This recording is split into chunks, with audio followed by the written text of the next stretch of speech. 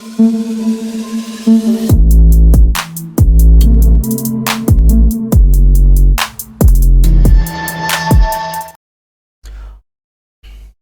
selamat sore buat seluruh komunitas di channel. Apa kabarnya buat teman-teman semua? Semoga kalian diberikan kesehatan selalu, teman-teman.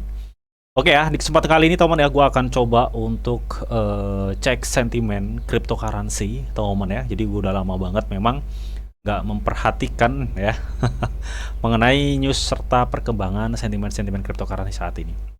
Nah, kira-kira ada sentimen apa dan news apa untuk cryptocurrency saat ini, teman-teman ya, dan apakah itu akan ngedampak banget terhadap pertumbuhan Bitcoin saat ini juga.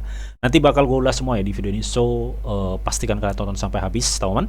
Oke, jadi buat teman-teman semua yang mungkin belum subscribe channel gue, silahkan subscribe dulu ya. Karena apa? Karena setiap harinya di sini gue akan share informasi seputar news cryptocurrency dan updateannya. Dan buat teman-teman juga yang mungkin belum gabung ya di grup Telegram gue, silahkan bergabung, teman-teman. Karena apa? Karena di sini juga setiap harinya gue akan share informasi seputar news cryptocurrency serta sentimennya, teman-teman. Ya, dan gue pastiin kalian gak bakal ketinggalan mengenai info-info seputar news cryptocurrency, dan kalian juga bisa sharing crypto ke gue dan teman-teman yang ada di grup ini, dan semua itu gratis ya. Untuk link join gue sediain di kolom deskripsi, teman-teman. Oke, jadi kita lanjut aja ya. Kira-kira ada news apa gitu, teman ya. Sebelumnya di sini teman ya, gue mau cek and recheck dulu ya mengenai perkembangan kripto saat ini ya.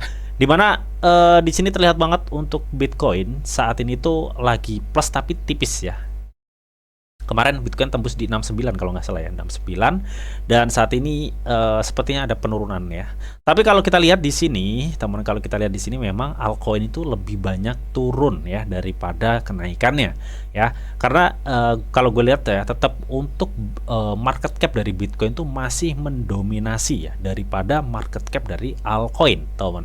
Dimana saat ini dominasi untuk market cap Bitcoin berada di level 51,72, artinya masih cukup besar gitu, teman ya, untuk pergerakan market Bitcoin saat ini gitu, teman ya. Terlihat Bitcoin naik, altcoin malah turun saat ini gitu, teman. Oke, dan nanti teman ya, kita akan coba cek price action dari si Bitcoin. Nah, sebelum kita coba mantau marketnya Bitcoin nih, teman. Nah, di sini gua ada news yang gua rasa ini news ini cukup penting kita ketahui, teman ya. Dimana kita tahu baru-baru ini kan memang Hong Kong itu kan menyetujui ETF Bitcoin, teman ya. Nah, itu hal yang sangat bagus ya untuk perkembangan cryptocurrency. Tapi baru-baru ini juga Hong Kong mengungkapkan 17 pelamar platform perdagangan kripto ya saat peraturan baru berlaku, teman ya. Jadi baru-baru ini tuh Hong Kong banyak sekali yang mendapat lamaran platform perdagangan kripto. Hal itu disebabkan karena apa? Ya, karena di sini ya, teman-teman, pihak Hong Kong itu membuat suatu undang-undang yang dimana harus ditaati, teman, harus ditaati oleh beberapa bisnis perdagangan aset virtual atau bisnis cryptocurrency di Hong Kong gitu, teman. Adapun hal yang memungkinkan Hong Kong melakukan hal tersebut ya, membuat peraturan baru ini alih-alih untuk melindungi para investor gitu, teman. Jadi di sini, teman, karena Hong Kong ya membuat suatu peraturan yang katanya peraturan tersebut itu mulai berlaku pada 1 Juni bulan ini gitu, teman. Otomatis bursa-bursa yang nggak dapat lisensi ini bisa dikatakan bursa ilegal di Hong Kong gitu, teman.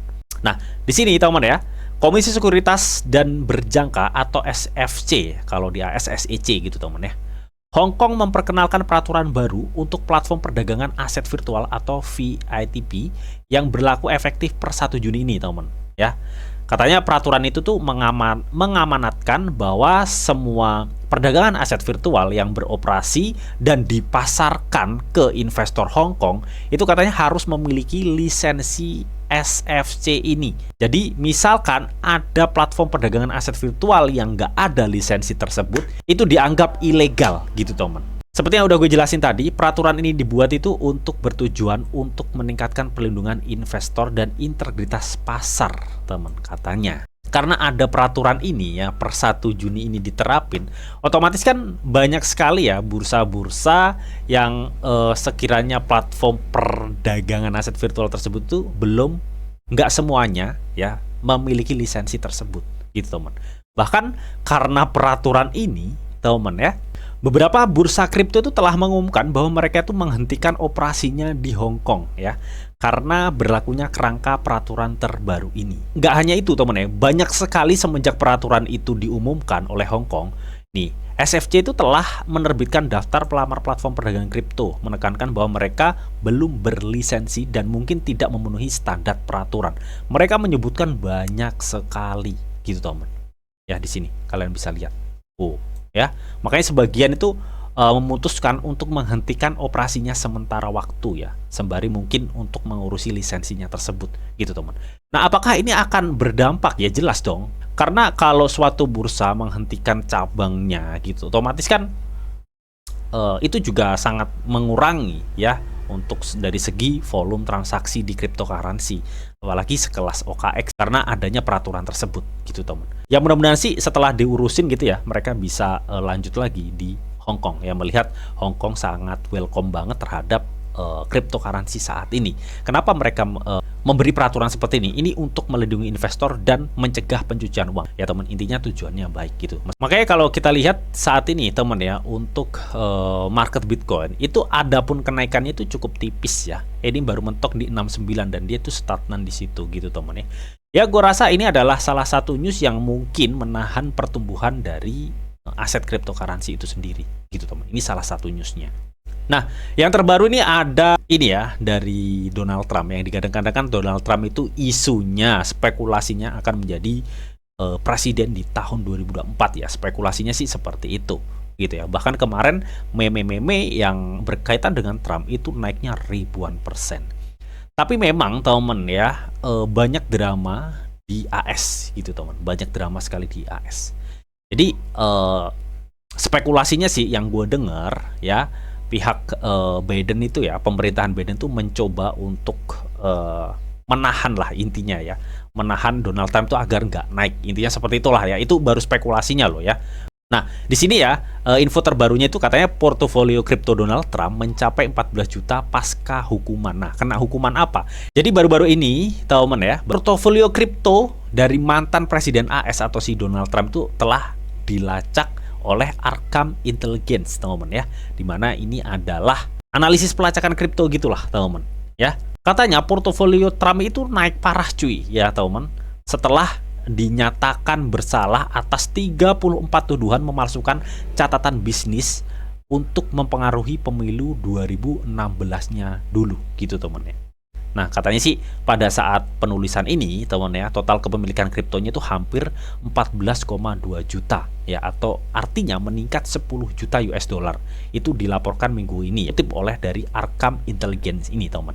Tapi yang gue tahu kemarin ya, ini bahkan udah gue share juga di grup Telegram teman ya, bahwa kepemilikan Donald Trump yang aset kriptonya itu menjadi 14 juta US dollar, ini tidak serta-merta Donald Trump itu membeli kripto, habis itu invest di kripto, terus harganya itu naik. Enggak ya. Jadi kepemilikan Donald Trump hingga 14 juta US dollar untuk aset kriptonya ini, itu tuh developernya itu ngirim ke Donald Trump gitu loh teman ya. Kayak developer Trump Maga, terus developernya si Maga atau Super Trump, ini tuh pada ngirim di walletnya Donald Trump gitu ya, dan ngirimnya itu gede-gede gitu, dan itu asetnya tumbuh gitu temen ya.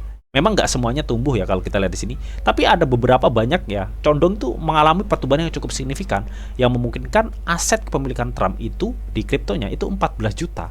Tapi ini aset yang diberikan oleh para developer ini ya, yang ada kaitannya dengan Trump itu ya, seperti Project Maga Trump dan lain-lain ya. Kalian bisa cek di grup Telegram juga udah gue share kok ini info ini gitu temen ya. Nah katanya di sini ya, vonis bersejarah terhadap Trump ini menandai contoh pertama mantan presiden AS yang dinyatakan sebagai penjahat ya teman. Jadi baru kali ini ya mantan presiden itu divonis dinyatakan sebagai penjahat ya, karena katanya sih telah ada 34 tuduhan memasukkan catatan bisnis untuk mempengaruhi pemilu di tahun 2016 teman. Kalau menurut kalian atau pandangan kalian, apakah ini sengaja dibuat atau dibuat drama atau hal yang lainnya, teman, untuk ngejatuhkan Trump, mengingat saat ini popularitas Trump tuh benar-benar sangat meningkat tajam, teman. Ya, makanya ini sempat kalau gue denger spekulasinya, ya, teman, isunya ini, ya, teman, itu pemerintahan Biden tuh mencoba untuk menjatuhkan Trump, intinya seperti itu. Oke, tapi bagaimana menurut kalian mengenai hal ini, gitu, teman, ya? Kalau memang misalkan Trump nggak bisa maju karena divonis sebagai penjahat, ya, apakah ini nantinya akan menimbulkan penurunan tajam terhadap koin-koin yang atau meme-meme yang berkaitan dengan Trump? Gue rasa kalau misalkan Trump bisa terpilih, meme-meme yang berkaitan dengan Trump ini akan melonjak tajam. Kalau tidak, ya sebaliknya, kemungkinan besar seperti itu, sih, teman. Tapi pada dasarnya kepemimpinan Biden ini memang anti kripto, gitu, teman, ya. Pada dasarnya ya anti kripto banget. Sedangkan Trump tuh welcome ke kripto, gitu. Makanya banyak pemain player-player kripto tuh malah nge-support Trump buat jadi presiden lagi. Karena dengan Trump menjadi presiden sebenarnya itu aman-aman aja, nggak ada perang. Terus kalau misalkan dia welcome kripto, itu hal yang sangat luar biasa untuk perkembangan cryptocurrency berikutnya di AS, gitu, teman. Tapi kalau masih dipimpin Biden, gue nggak jamin kripto bakal baik-baik saja, ya. Mengingat SEC aja gembar-gembor kemarin baru dijegal, ya. Kena denda 1,8 juta US dollar. Udah infonya udah gue infokan, gitu, teman. Nah, di sini juga disebutkan, ya, Trump sendiri itu bahkan mengakui, teman, ya, bahwa popularitas Bitcoin yang semakin meningkat dan berjanji untuk menentang agenda anti kripto Presiden Joe Biden, ya, dan menganjurkan peraturan yang menguntungkan untuk aset digital. Ya, jadi memang Trump ini memanfaatkan popularitas cryptocurrency ini, teman, ya, untuk benar-benar nge-support dia. Intinya seperti itu sih kalau gue lihat, ya. Ya itu sebenarnya malah bagus, ya, kalau misalkan Trump nanti memang bisa terpilih dan menjadi presiden. Tapi di sini yang lucunya, katanya Trump itu udah divonis, ya, dinyatakan sebagai penjahat, gitu, teman. Ya, karena yaitu tadi ada 34 tuduhan, ya, katanya Trump tuh waktu di 2016 itu memalsukan catatan bisnis untuk mempengaruhi pemilu, gitu, teman. Tapi yang jadi pertanyaan, kenapa ini baru dibahas sekarang ketika mau mendekati pemilu, gitu, ya? Kenapa waktu Joe Biden misalkan baru terpilih, kenapa ini kok pemalsuan catatan ini nggak diungkapkan, ya, terhadap Trump? Kenapa setelah era kepemimpinan Joe Biden udah mau berakhir, ya, dan Trump mencoba untuk menyalonkan diri, kenapa ini terus dibahas? Ini menjadi suatu tanda tanya besar, ya. Ini ya kemungkinan ada kaitannya dengan politik juga, gitu, teman. Kemungkinan. Dan bagaimana menurut kalian mengenai hal ini? Kalian bisa tuliskan pendapat kalian di kolom komentar, ya, teman. Nah, apakah ini sangat berpengaruh, Bang, terhadap pertumbuhan cryptocurrency? Ya jelas, teman, ya. Kita tahu Donald Trump itu pro kripto, sedangkan Joe Biden tuh anti kripto.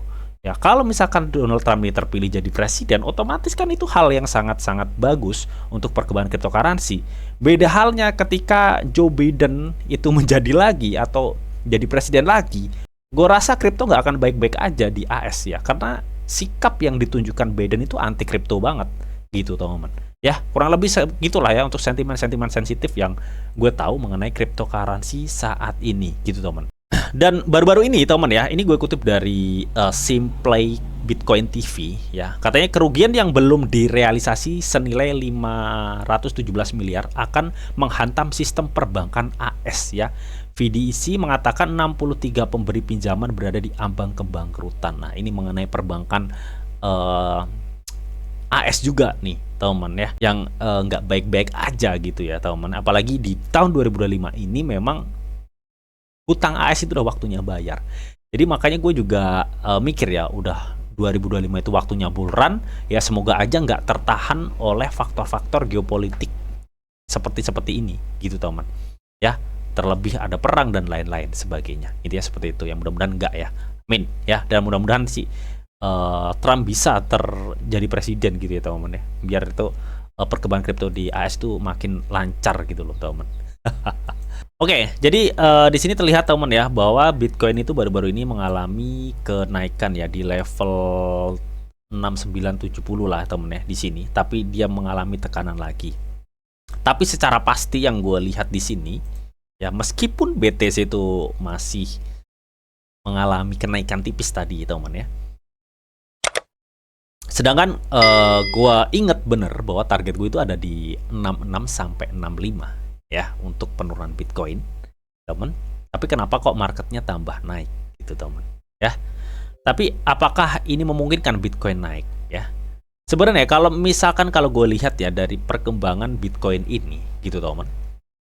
Yang gue lihat, selagi Bitcoin belum mampu untuk nge-breakout area yang gue kasih kotak kuning ini, atau area resisten tertinggi terakhir dan area all time high dari si Bitcoin, ya selagi Bitcoin belum bisa nge-breakout itu harapan untuk naik kayaknya itu susah ya, susah gitu teman.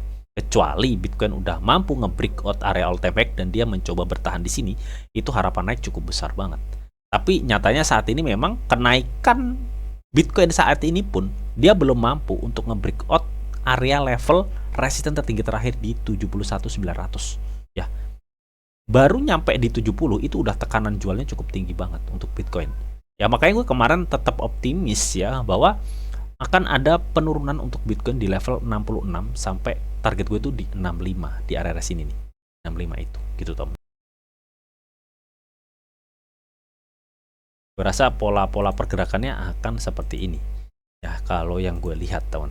Nah tapi apakah nanti akan seperti ini bang ya, target lu di 6665 ya. Oke, kita akan coba cek ya untuk dari segi volume. Jadi volume transaksinya kenapa kemarin naik, memang volume transaksi ini banyak yang ngebeli, tapi ini secara persentase tuh pembeliannya cukup tipis. Artinya kalaupun memang ada kenaikan untuk Bitcoin, itu kenaikannya nggak besar-besar amat kalau gue lihat dari segi volume transaksinya yang cukup tipis banget. Dan kalau gue lihat di sini ya, untuk dari segi faktor RSI ini memang sih dia masih di atas level 50. Artinya memang masih ada kesempatan Bitcoin itu naik gitu teman ya. Masih ada kesempatan. Tapi ini bukan jaminan untuk Bitcoin itu terus naik lanjut gitu, melihat volume transaksinya yang cukup kecil ya. Dan kemarin juga gue udah bilang ya teman, di sini tuh udah konfirmasi banget untuk penurunan ya. Tapi ini karena ada demand yang memungkinkan bisa nge-push harga Bitcoin, otomatis ini melengkung ya. Nah ini gue nggak tahu nih apakah nanti ini jadi bersilangan lagi ya dan dia lanjut naik, atau malah dia sebaliknya akan ngebuat penurunan yang lebih dalam lagi gitu teman. Jadi di sini sebenarnya gue belum bisa ngelihat bahwa Bitcoin itu akan mengalami kenaikan lebih lanjut ya, karena ini belum bersilangan juga ya. Di sini belum bersilangan juga, tapi memang kalau gue lihat di sini untuk candle merahnya ini cukup sedikit. Artinya ini market Bitcoin itu sebenarnya lebih cenderung bertahan ya, untuk secara harga itu lebih cenderung bertahan. Dan kalaupun dia bertahan tuh masih bertahan di level 6667 gitu temen ya. Meskipun target gue sebenarnya ada di 6665, tapi gue rasa ini Bitcoin masih akan kecenderungan bertahan di area 66 sampai 67 ya. Bertahannya itu di area sini. Kalaupun ada naik ya gue rasa mungkin ya di 70 terus kebanting lagi gitu. Karena di sini ada sumbu lilin yang cukup kuat. Ya bahkan untuk area level 71 ini ada sumbu lilinnya juga ya. Artinya di level 7071 itu banyak sekali supply untuk Bitcoin. Ketika market Bitcoin nyentuh di 7071 itu pasti akan kebanting ke bawah lagi gitu teman ya. Gue rasa mungkin jatuhnya seperti ini. Kemungkinan dia udah ngebuat suatu, ini kan udah ngebuat top 1 nih di sini. Kemungkinan kenaikan yang akan terjadi untuk si Bitcoin ini akan menunjukkan akan ngebuat sebuah top lagi satu di sini yang mungkin akan nembus di 7071. Habis itu dia turun lagi gitu teman, baru dia akan ada penurunan lebih dalam untuk si Bitcoin itu sendiri. Gue rasa seperti itu ya. Tapi beda cerita ketika memang Bitcoin nanti bisa nge-breakout level ini ya, level 71, bahkan bisa nge-breakout level ATH-nya, itu akan memungkinkan BTC itu akan malah kenaikannya lebih lanjut gitu teman ya. Tapi gue rasa untuk kenaikan Bitcoin saat ini akan ngebuat suatu top lagi. Kalau misalkan ini kenaikannya masih nge-support parah ya, ngebuat top lagi baru dia akan kebanting teman. Melihat demandnya tadi cukup tipis banget ya, demandnya itu cukup tipis. Jadi gue lihatnya saat ini Bitcoin tuh lebih cenderung bertahan sih. Gue belum lihat Bitcoin tuh mengalami penurunan tajam atau kenaikan tajam, enggak. Tapi kalaupun ada kenaikan ini, gue rasa masih cenderung bertahan untuk harga Bitcoin di level 6567 itu, gitu teman. Kebantingnya itu masih bertahan di ini, di sini. Oke, intinya seperti itu untuk Bitcoin, teman ya. Jadi karena sentimennya nggak baik-baik aja untuk Bitcoin saat ini, teman. Tadi yang udah gue infokan salah satunya. Ya, mungkin itu aja, teman ya. Info dari gua mengenai sentimen serta price action dari Bitcoin. Semoga informasi ini bisa bermanfaat.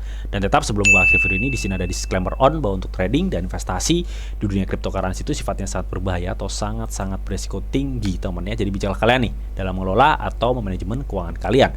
Semua keputusan yang kalian ambil adalah tanggung jawab kalian masing-masing. Di sini Didi hanya memberikan informasi yang didita untuk kalian semua. Oke, mungkin itu aja yang bisa gue sampaikan di video ini. Semoga bisa bermanfaat. Jika kalian suka video ini, jangan lupa kalian klik like, share, komen, di subscribe, teman. Karena hasil subscribe itu gratis dan tentunya kalian akan mendapatkan update-update video terbaru dan info-info terbaru dari Didi Channel. Oke, sampai jumpa. Bye-bye.